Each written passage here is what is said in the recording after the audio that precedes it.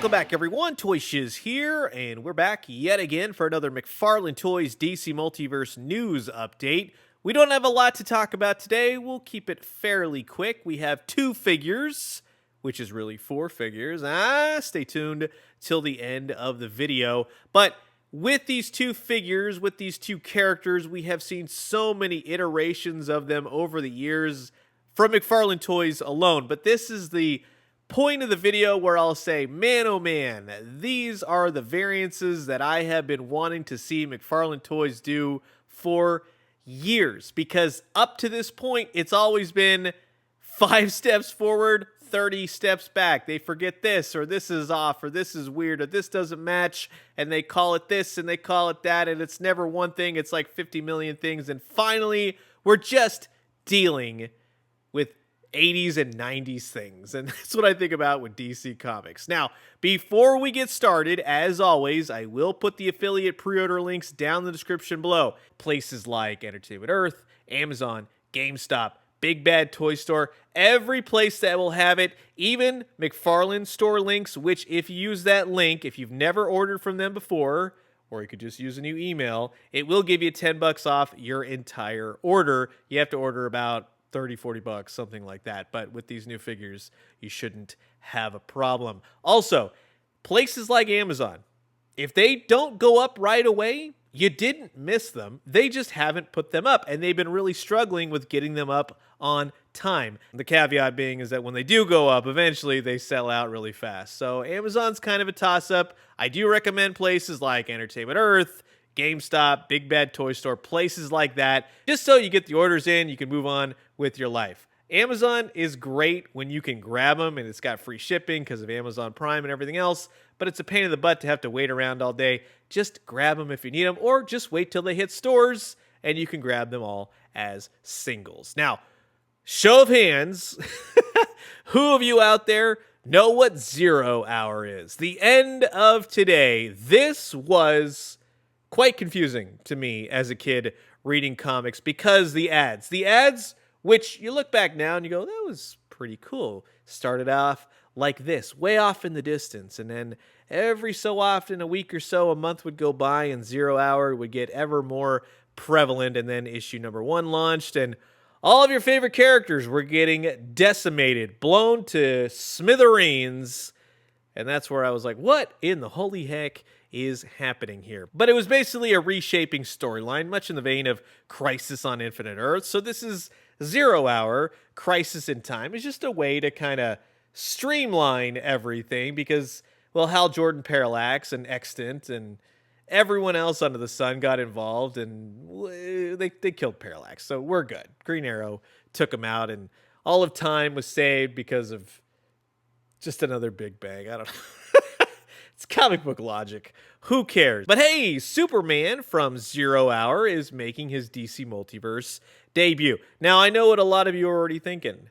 It's not a mullet. Toy Shiz doesn't know what he's talking about. That's just long hair. Everyone drew it differently. And you're right. Everyone did draw it differently. He did have longer hair, but it's a mullet. And that's the joke. That's the whole funny aspect of Superman back in the 90s, is that his hair was drawn so bizarre, it's a mullet. So that's why it's funny. But for those of you out there that really, really care when someone says, oh man, that's a mullet, and you have to tell me in a big old paragraph how I'm wrong and everything else, you need to go do stuff. You need to go to the gym. You need to get out there, meet someone special, because if you're wasting time writing that kind of stuff on my Facebook or anywhere on my socials, long hair, mullet, whatever you want to call it, this is the 90s Superman, and he looks, well, pretty good, we'll just say. That portrait's, it's okay. At least he's got the long hair. Kind of looks like Lex Luthor. Like if you shaved the head, if you just bald head, he kind of look Lex Luthor-ish, which I can't honestly say is very Superman-ish, so I'm kind of torn there. He's also got some Bruce Jenner hands going on. We all know those right there. My God, those are enormous hands. They just haven't fixed those. They're not going to fix them, but they just don't care. All those people, including myself, that have pointed it out, man, those hands are too big. Man, that doesn't work. And they go, oh yeah? Prove it. Yeah, it's something else. Anyways, the head portrait's not my favorite. He's got blue eyes. At least, let's say this. It's close enough. He's very a 90s Superman with the whole mullet hair and the blue suit and the red, and at least he has a wired cape. He's got the S on the back. He doesn't come with anything except for those big ol' honking hands, but at least he has two-fisted hands. So like I said, over the years, we've been getting countless Supermans, but everything's always been weird. You get one-fisted hand. You get one flying hand. Maybe the costume doesn't match. This one is pretty straightforward. If you want Superman from the 90s, there you go. I really have little to no qualmage with this except for the weird wonky face. All packaged up, ready to go. Comes with the comic book 0 Hour Crisis in Time #4. Oh, you can pre-order old soups. Coming up very shortly. Links down in the description below. Next up, because we just haven't had enough crisis in our lives, from Crisis on Infinite Earths, #9, we have the Joker. Now, this to me would be a very 80s Joker, maybe even a 90s Joker. Just the Joker, superpowers Joker. He's got that huge wide brim fedora, which looks amazing. Now, if you look at Batman the Animated Series back in the day, he has that variance. It's just a lot more circular. This one, he's kind of got the whole floppy hat thing going on. It's the opposite of Lisa Lionheart. It's Malibu Stacy with a brand new hat. Literally, that hat does not come off, FYI, so it's not removable. That would have been cool. That would have been cool. Think of it this way. The hat comes off, but then the top of the Joker's head comes off, and you can replace it with the hair or the hat. That's just how I would have done it. But here's my thing with the face portrait. That open mouth laughing, that's amazing. I love that. And still to this day, maybe Mattel's going to do it when they take over, but I want to see a Joker with an articulated jaw. I want to see someone tackle it, do it right. That would be amazing. And no, I'm not talking about the futuristic Joker from the old Hasbro Kenner Batman Beyond line. That doesn't count. But hey, that's along the lines of what I'm looking for. You'll also notice he has the purple cloth goods jacket. That is also a nice touch. So he's got the black bolo tie. He's got the green shirt. He has the orange vest, purple slacks with lines. One heck of a face sculpt. He's got the hat. I really have little to no problems with this guy as well. I'm sure I'll find something. Maybe in the accessories, like on the live stream when they said, hey, the Joker's going to come with his gun.